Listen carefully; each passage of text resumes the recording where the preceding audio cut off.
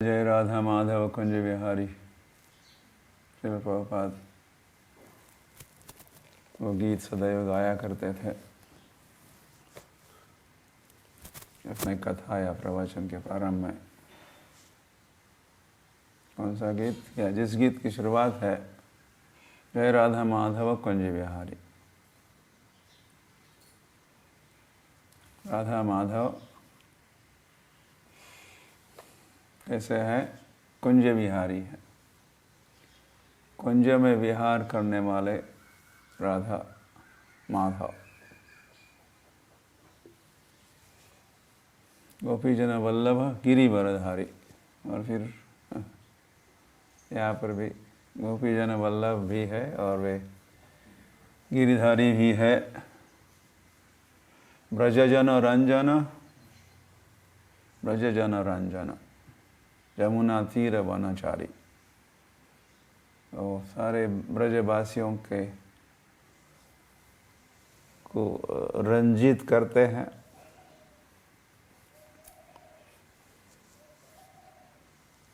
आपके भी मन को, आपके मन का मनोरंजन, आपके ऐसे आत्मा का रंजन कृष्ण करते हैं।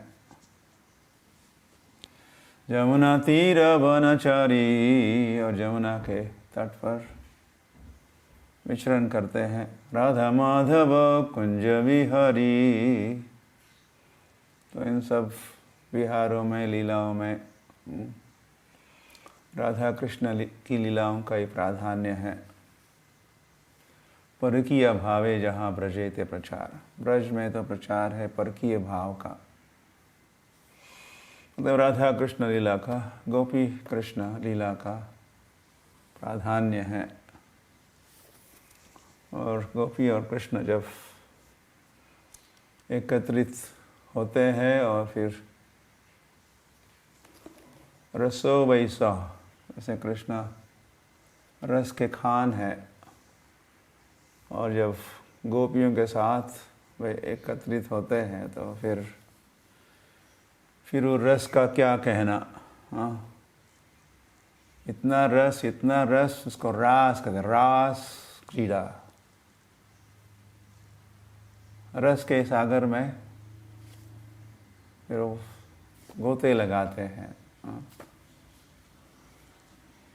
नृत्य करते हैं, रास क्रीड़ा। तो सर्वोपरि आनंद तो कृष्ण को उस रास क्रीड़ा में। रास क्रीड़ा से और कोई ऊंची क्रीड़ा नहीं हो सकती। The top most has time या लीला कृष्ण की रास क्रीड़ा ही है। क्रीड़ा मतलब क्रीड़ा, खेल, लीला। हरि हरि। तो श्रीमद् भागवत के 10वें स्कंद के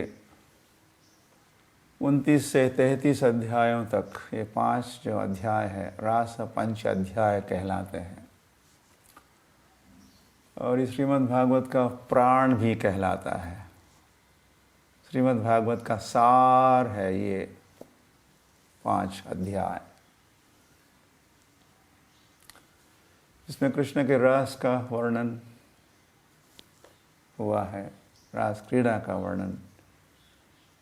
ऑफ कोर्स संक्षिप्त वर्णन ही है। तो राधा कृष्ण की लीला, गोपी कृष्ण लीला, माधुरी लीला, अष्टकालों में वैसे 2 काल निर्धारित है। एक मध्याह्न काल की लीला राधा कुंड के तट पर संपन्न होती है प्रतिदिन, एवरी डे। और फिर मध्य रात्रि पुनः राधा कृष्ण लीला संपन्न होती है अलग अलग वनों में, निर्धारित किए हुए वनों में। गोपियाँ एकत्रित होती है और रास क्रीड़ा फिर संपन्न होती है। हरि हरि। भगवान पिता रात्रि शारदोत्फुल्ल मल्लिका, ऐसे वो 5 अध्याय का पहला श्लोक, ऐसी शुरुआत है। भगवान पिता रात्रि, और रात्रि आ गई। अभी तो सब विस्तार से नहीं कह सकते, किंतु हरि हरि हो रहा।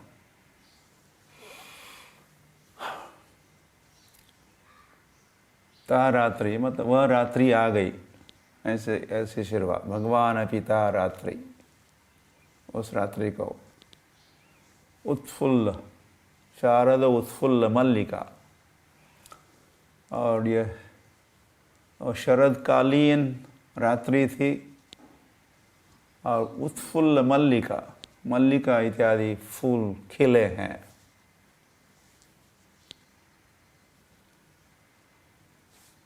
तो जो चिरघाट पर कृष्ण वस्त्र हरण किए, तो उस समय कहे थे कि हम मिलेंगे, भविष्य में हम मिलेंगे, किसी रात्रि को मिलेंगे हम। तो यहाँ इस रास 5 अध्याय के प्रारंभ में जो कहा है, भगवान पिता रात्रि। कौन सी रात्रि? जिस रात्रि का उल्लेख कृष्ण किए थे चिरघाट पर, हम एक रात्रि को मिलेंगे, तो वो रात्रि फिर आ गई, शरदकालीन रात्रि। हरि हरि। अश्विन में से अश्विन पूर्णिमा, कार्तिक पूर्णिमा जिसको कहते हैं, अश्विन पूर्णिमा के दूसरे दिन फिर कार्तिक मास प्रारंभ होता है। तो उस पूर्णिमा का चर्चा है। उस पूर्णिमा की रात्रि को फिर भगवान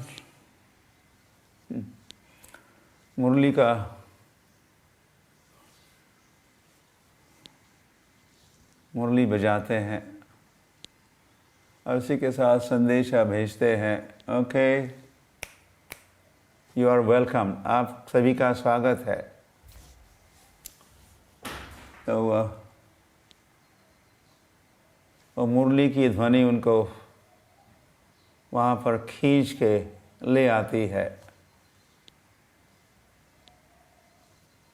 जहाँ पर कृष्ण, जिस वन में कृष्ण मुरली बजा रहे हैं।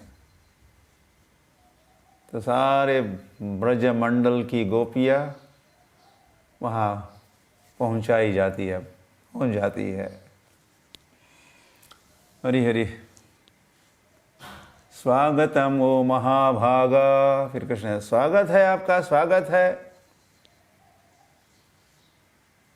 हम क्या कर सकते हैं आपके लिए?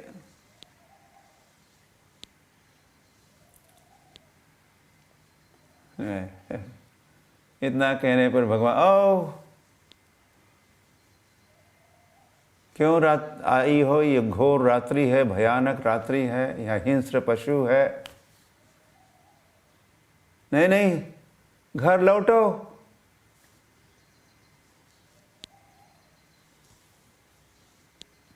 तो फिर सभी गोपियाँ बहुत नाराज हो जाती हैं। वैसे रास क्रीड़ा का कुछ शुभारंभ होने जा रहा था, कुछ तैयारी हो रही थी, स्वागतम है ऐसा कहा था, और कुछ संवाद प्रारंभ हो रहा था।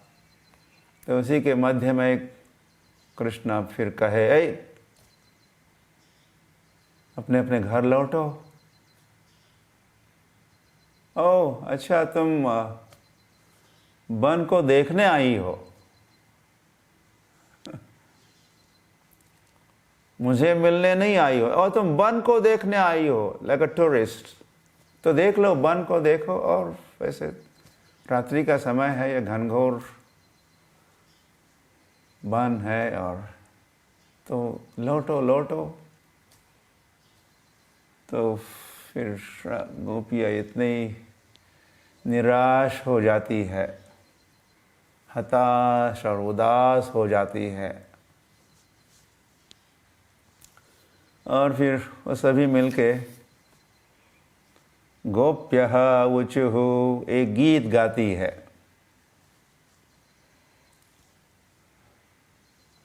श्रीमद् भागवत के 10वें स्कंद में 5 अलग अलग गीत प्रसिद्ध है। उसमें से एक गीत है, दूसरे भ्रमर गीत है, वेणु गीत है, लाइक दैट। सो ये सब गोपियाँ मिलके या वेणु गीत, भ्रमर गीत, गोपी गीत या गोपी गीत भी, अभी गोपी गीत भी होगा। वैसे रास 5 अध्यायों के एक अध्याय तो गोपी गीत वाला ही, तो उसके पहले जैसे रास 5 अध्याय में ही वे 2 गीत, प्रसिद्ध गीत गोपियों ने गाए हुए। साथ में राधा भी है, राधा और गोपियों ने गाए हुए 2 गीत तो इन 5 अध्यायों के अंतर्गत ही है। तो गोपियों ने गीत गाया है, प्रार्थना की है,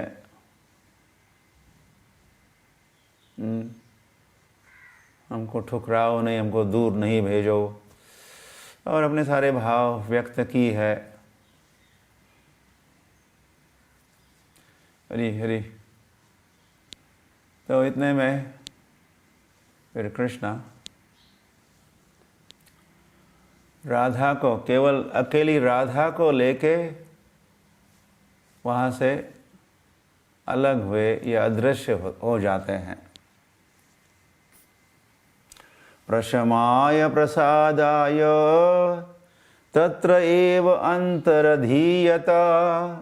दैट इज 29th अध्याय के अंत में फिर भगवान या सुखदेव गोस्वामी कहे हैं प्रशमाय। तो वह वैसे भगवान गोपियों से मिले थे और अभी रास क्रीड़ा होने कुछ या तैयारियां हो रही थी कुछ, तो इससे गोपियों को कुछ अभिमान या कुछ गर्व होता है, हम कुछ विशेष गोपियां है, विशेष व्यक्तित्व है हमारा, ऐसा उनके मन में भाव उत्पन्न होता है। तो उस भाव का दमन करने के लिए वो भाव ठीक नहीं था, कुछ गर्व था, हम विशेष है, we are special, we are, देखो हमारे साथ, हमको बुलाया, हमारे साथ अब रास क्रीड़ा होने जा रही है, हमारा चयन हुआ रास क्रीड़ा के लिए, हम कुछ विशेष होंगी, इसीलिए तो यहाँ सुखदेव गोस्वामी कहे तो ऐसे गोपियों के गर्व को या थोड़े झूठे अभिमान को प्रशमित, इसको शमन या दमन करने हेतु भगवान वहाँ से निकल पड़े। और क्या उद्देश्य था? प्रसादाय, तो गोपियों को प्रशमाय और राधा को प्रसादाय, और राधा पर विशेष कृपा करने हेतु। फिर राधा भी सोच रही थी कि देखो मैं तो केवल एक करोड़ों गोपियाँ है, उसमें से मैं एक गोपी हूँ, ऐसी ट्रीटमेंट मेरे साथ हो रही है, मेरे साथ कोई अलग से या विशेष आदान प्रदान तो नहीं हो रहा है, तो ये ठीक नहीं है। तो राधा रानी नाराज है। तो प्रसाद आया, तो उसको प्रसन्न करने के लिए ओके तुम विशेष हो, तो चलो चलते हैं, तो राधा और कृष्ण वहाँ से अदृश्य होते हैं, दूर चले जाते हैं। और फिर ये सारी बेचारी गोपियाँ राधा कृष्ण को या कहो कृष्ण को खोजने लगती है।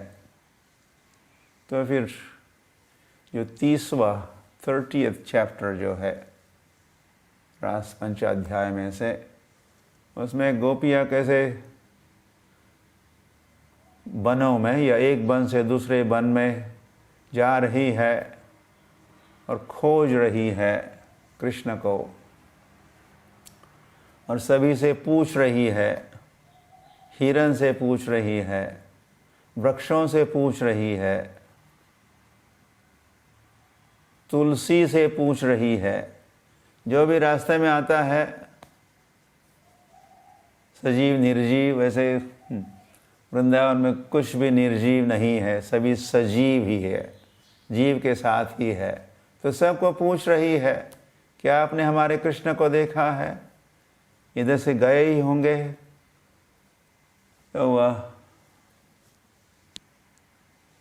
तो खोजती हुई गोपियाँ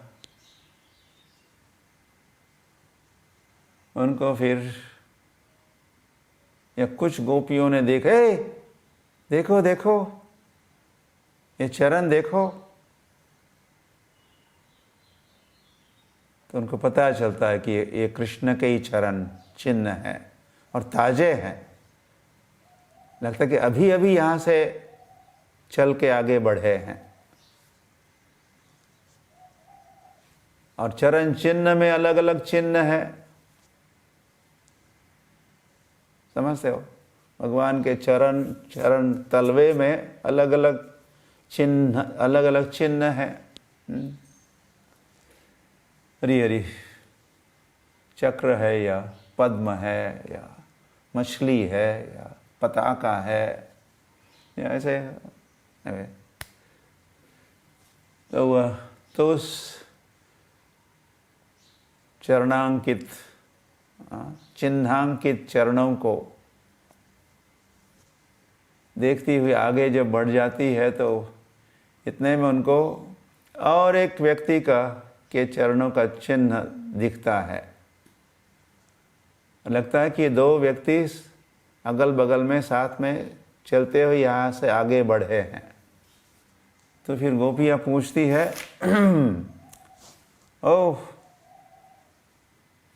ये किसके चिन्ह है? ये तो हो गए कृष्ण के, लेकिन बगल में साथ में जो कोई चल रहा है या चल रही है, हु नोस, ये किसके चिन्ह है? तो उसके उत्तर में अनया अनया राधितो नूनम भगवान हरिरीश्वरः। तो फिर कुछ गोपियाँ कहते, पगली कही कि नहीं समझती हो,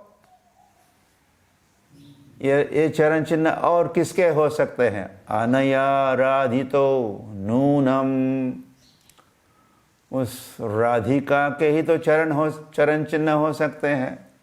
कैसी है राधिका? अराधिका, भगवान की आराधना करने वाली है वो, इसीलिए उसका नाम भी राधिका है। अनया राधिका नूनम भगवान हरिरीश्वरः।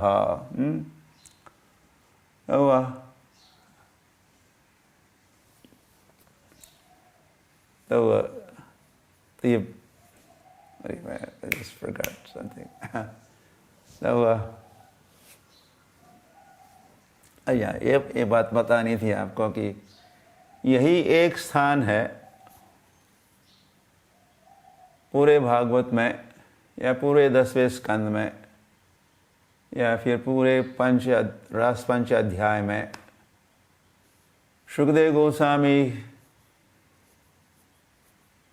राधा रानी का उल्लेख केवल एक और एक ही स्थान पर किए हैं, और वो ये है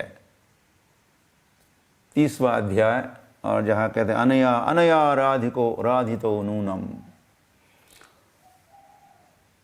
तो कृष्ण या राधा का उल्लेख किए हैं, राधा का नाम को पुकारे हैं, कहे हैं सुखदेव गोस्वामी, किंतु पूरा या सीधा नाम नहीं कहे हैं।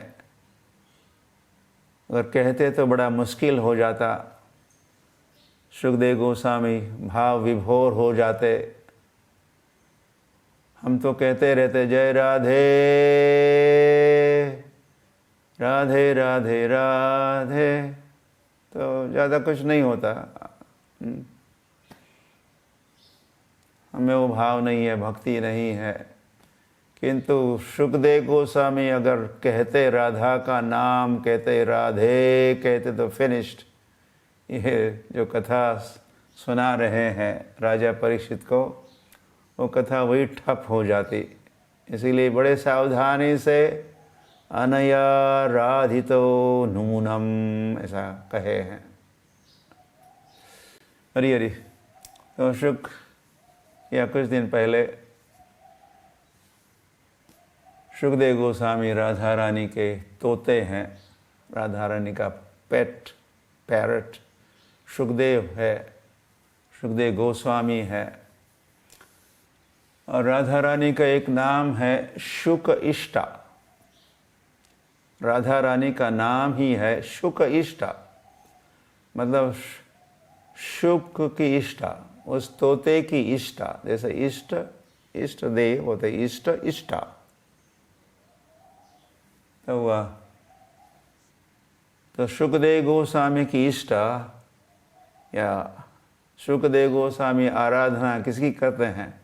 राधा रानी की आराधना करते हैं सुखदेव गोस्वामी।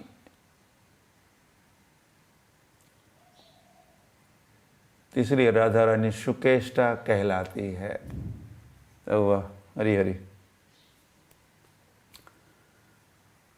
तो राधा रानी का उल्लेख हुआ है कई अनाड़ी या जो भागवत का मर्म नहीं जानने वाले, वे कहते हैं नहीं there is no Radha, Radha कई उल्लेख नहीं हुआ, राधा है ही नहीं। अगर होती तो राधा के नाम का उल्लेख होता।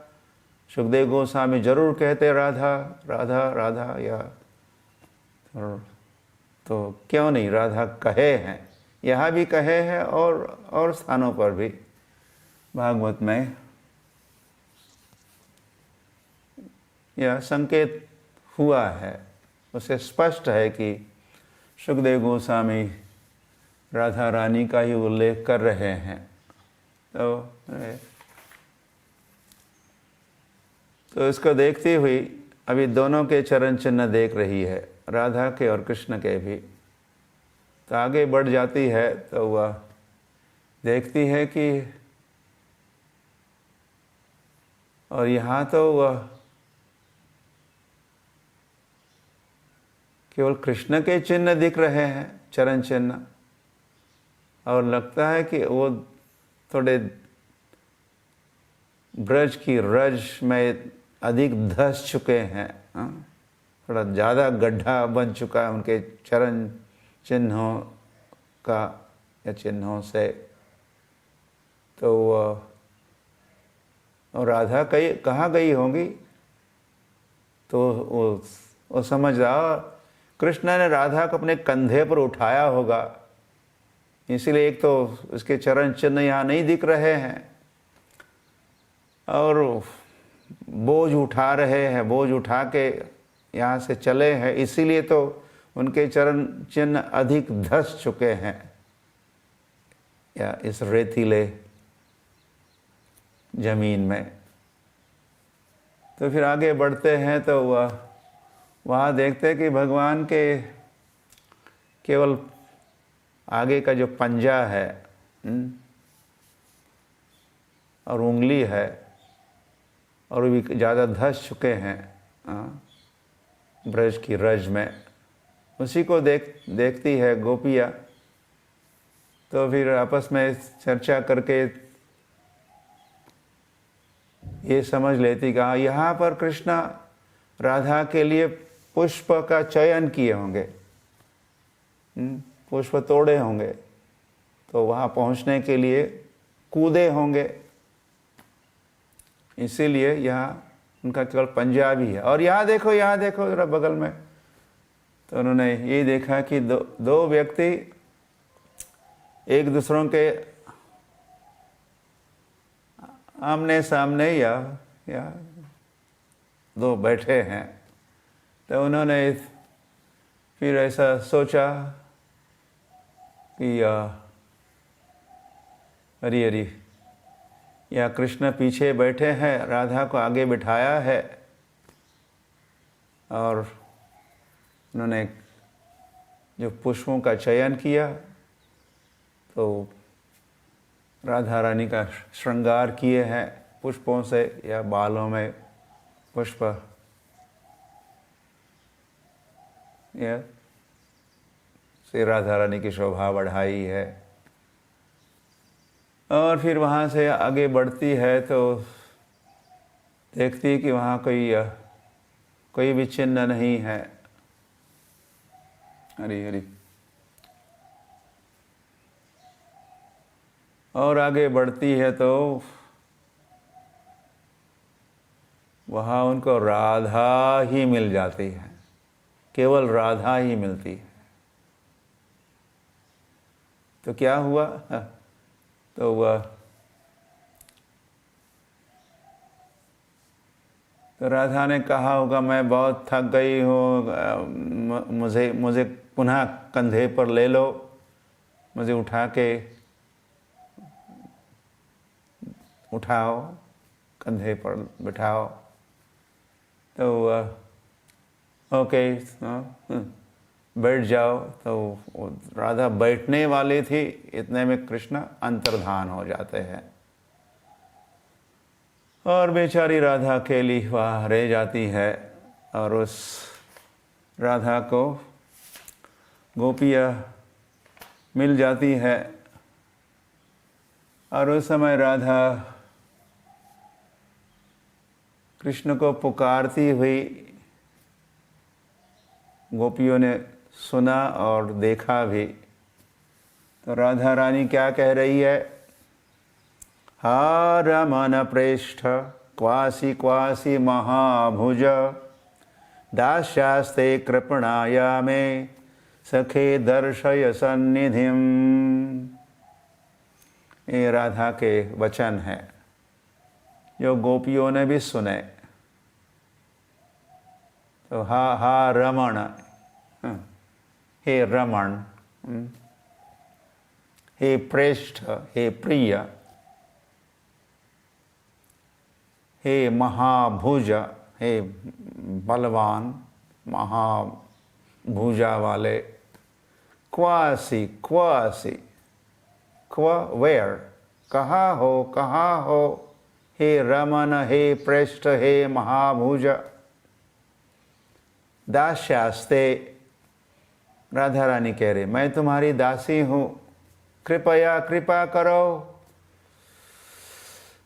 और सन्निधिम, और जहाँ भी तुम हो वहाँ मुझे ले चलो, या मैं जहाँ हो वहाँ पुनः लौट आओ, मुझे अपना सानिध्य प्रदान करो।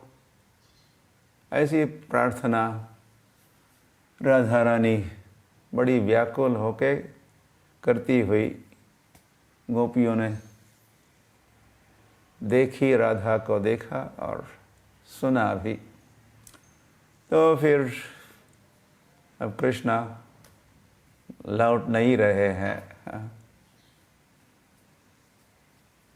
और या पहले तो अब गोपियाँ खोज रही थी ही, तो खोजते खोजते उनको राधा तो मिल गई। तो अब राधा खोजने लगी, कहाँ हो क्वासी, कहाँ हो। तो दोनों मिलके, ये राधा और गोपियाँ मिलके अब ये खोजना, कृष्ण को खोजना प्रारंभ करती है। लेकिन खूब खोजने पर भी वे नहीं मिलते हैं। तो फिर वे सोचती है, अरे हम हम जमुना के तट पर या रास क्रीड़ा प्रारंभ होने जा रही थी वहाँ खोई ना, तो जहाँ कृष्ण को हम खोई थी वही पाएंगे हम कृष्ण को। हम वन में तो नहीं खोई थी उनको, वैसे राधा खोई थी वन में, लेकिन अधिकतर गोपियाँ सोच रही है कि हम उनको जमुना के पुलीन पर तट पर हम खोई थी, वी लॉस्ट कृष्णा देयर, तो यहाँ कैसे मिलेंगे? अगर हमने घर की चाबी दफ्तर में खोई तो घर में नहीं मिलेगी। जहाँ खोए थे हम चाबी, तो वही जाके ढूंढना होगा। तो ऐसा सोचकर फिर सारी गोपियाँ राधा रानी के साथ जमुना के तट पर पहुंच जाती हैं और वहाँ सभी मिलके, राधा एंड गोपियाँ मिलके कृष्ण को पुकारती है। और ये उनकी पुकार ही है गोपी गीत नाम से जो गीत प्रसिद्ध है। और ये है 31वां अध्याय। उन 5 अध्यायों में से ये तृतीय अध्याय है गोपी गीत। जयति तेधिकं जन्मना व्रज, वो वाला, व्रजत इंदिरा श्रयत इंदिरा शश्वदत्रहि। तो ये पूरा अध्याय गोपी गीत कहलाता है। हरि हरि। ये विशेष गीत है। हरि हरि। राधा के वचन है, गोपियों के वचन है, जिसमें कृष्ण का संस्मरण है।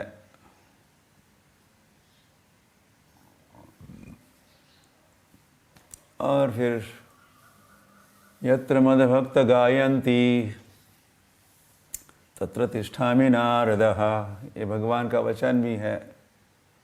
जहाँ मेरे भक्त एकत्रित होके गीत गाते हैं, गायन्ति तत्र तिष्ठामि, मैं वहाँ उपस्थित हो जाता हूँ, वहाँ पहुँच जाता हूँ, वहाँ प्रकट होता हूँ।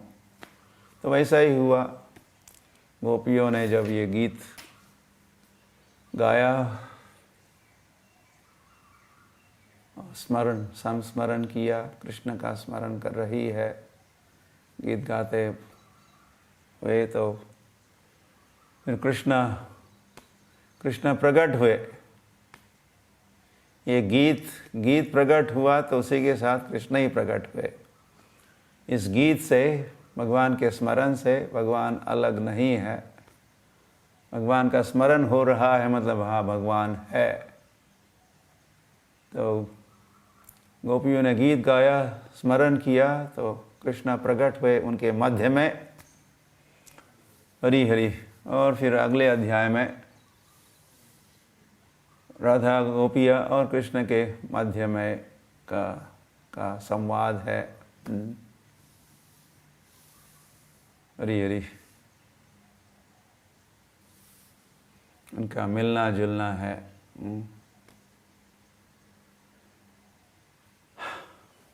बस रास क्रीड़ा की पुनः तैयारी अभी होने वाली है।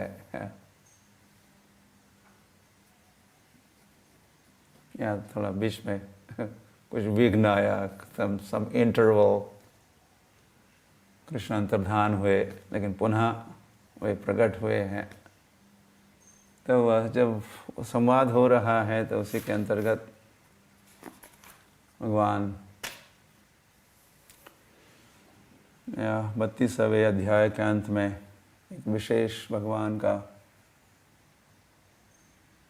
विश्व प्रसिद्ध या वचन है।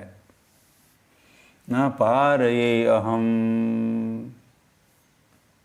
कृष्ण ने कहा, हे राधे और हे गोपियों भी, न पारे अहम, मैं तुम्हारा ऋणी हूँ। आप जो मेरी सेवा और मुझ पर उपकार करती रहती हो, किए हो, मैं कृतज्ञ तो हूँ। तुमने किए हुए उपकार को भूल नहीं सकता, लेकिन उस ऋण से वो ऋण भी नहीं हो सकता, उस ऋण से मुक्त नहीं हो सकता। इतना ऋणी मैं हूँ। न पारे अहम। ऐसा भाव और ऐसा विचार कृष्ण व्यक्त किए हैं।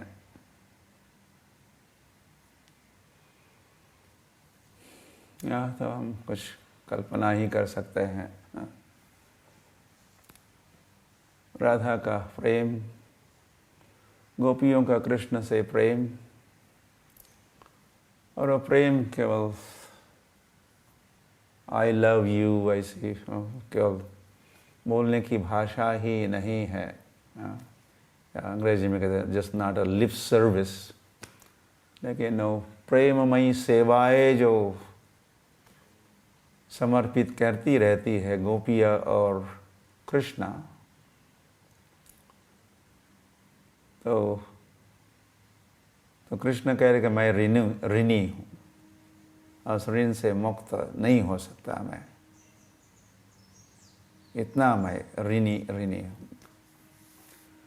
और फिर ये कहने के उपरांत तो फाइनल 5वां जो अध्याय है, इस अध्याय में रास क्रीड़ा का वर्णन है।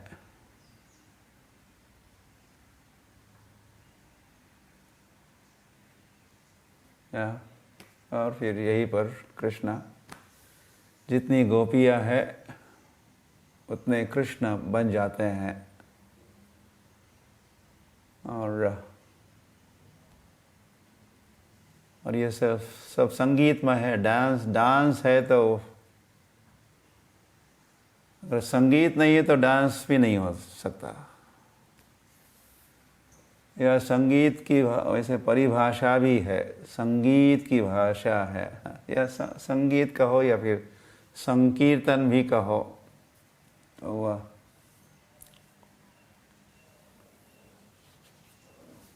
एक तो गान होना चाहिए, नाद होना चाहिए, और ताल होना चाहिए। इसको हम कहते सुर और ताल कहते हैं। सुर और ताल। सुर मतलब कहना, गाना, सुर, और फिर ताल भी होना चाहिए, करताल, ताल। तो मतलब वाद्य होने चाहिए, गायन और वाद्य ये साथ में होते हैं।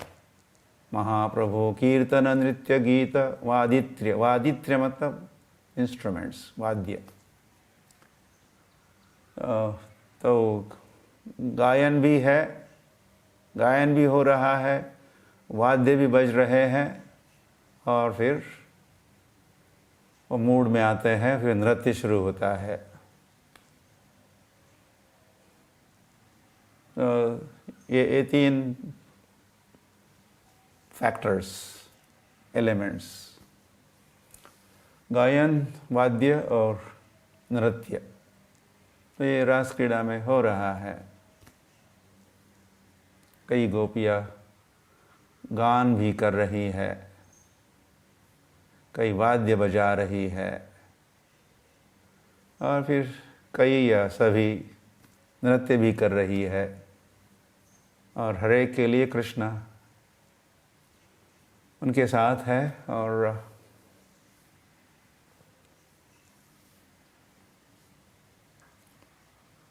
रास क्रीड़ा। तो कहा है कि ये रास क्रीड़ा जब प्रारंभ हुई तो एक ब्रह्मा के पूरी रात भर ये रास क्रीड़ा चलती रही। ब्रह्मा की रात, जो 1000 महायुग जब बीत जाते हैं, ब्रह्मणो विदु सहस्र आहार 1000 महायुग। तो वैसे ये रास क्रीड़ा कृष्ण की नित्य लीला है। हरि हरि। तो और फिर ये भी कहा है उस 5वें अध्याय का अंतिम श्लोक, 5 अध्याय समझ रहे ना, 29, 30, 31, 32 और फिर 33, 33rd। उस अध्याय के अंत में सुखदेव गोस्वामी श्रुति फल भी कहो, इन 5 अध्यायों का हम श्रवण करेंगे। रास 5 अध्याय का तो श्रुति फल क्या है? सुखदेव गोस्वामी विक्रीडितम व्रजवधुर्भिर इदम च विष्णुः। Text number 40। श्रद्धान्वितो अनुशृणुयात् अथ वर्णयेद् यः भक्तिं परां भगवती प्रतिलभ्य कामं हृत्रोगम आशु अपहिनोति चिरेण धीरः। अब तो पूरी व्याख्या नहीं कर सकते, लेकिन संक्षिप्त में यहाँ कहा है कि ये जो रास क्रीड़ा है, ये भगवान के माधुर्य लीला की कथाएं है। श्रद्धा के साथ कोई सुनता है, परंपरा के आचार्यों से, वैष्णवों से, भक्तों से सुनता है और सुनाता भी है, ऐसा भी कहा है। शृणुयात् वर्णयेत यः, जो सुनता भी है और फिर सुनाता भी है, श्रवण कीर्तन जो करता है। इन भक्तिम पराम भगवती, ऐसे व्यक्ति को परा भक्ति, शुद्ध भक्ति, परम भक्ति प्राप्त होगी। और उसी के साथ कामम हृत्रोगम, सुनिए यहाँ क्या कहा जा रहा है। हृत्रोगम, हृत मतलब हृदय, हृदय का रोग। आप तो कई सारे हृदय के रोग जानते हो या सुने होंगे। हार्ट अटैक हुआ, आर्टरी ब्लॉकेज हुआ, ये हुआ,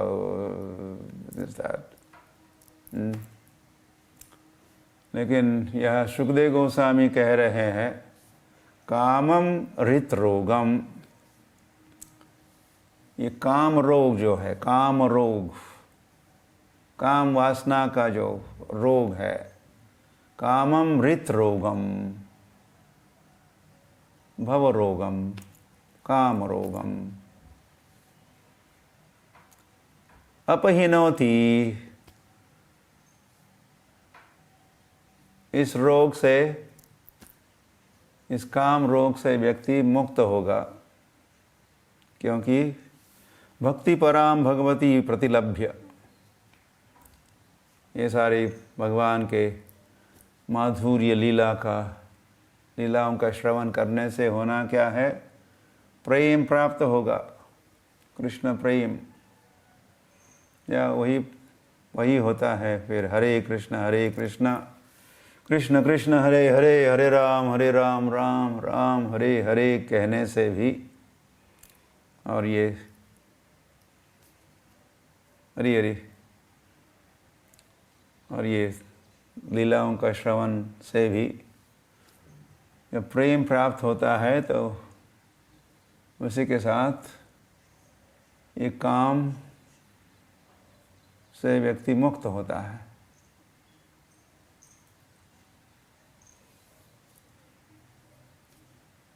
प्रेम से आसक्त और काम से अनासक्त। तो ये फिर औषधि हुई, ये श्रवण कीर्तन, ये औषधि हुई, मेडिसिन। और रोग काम रोग है तो काम रोग से मुक्त होने के लिए ये औषधि है, ये दवा है। Hari Hari. Okay, so like that.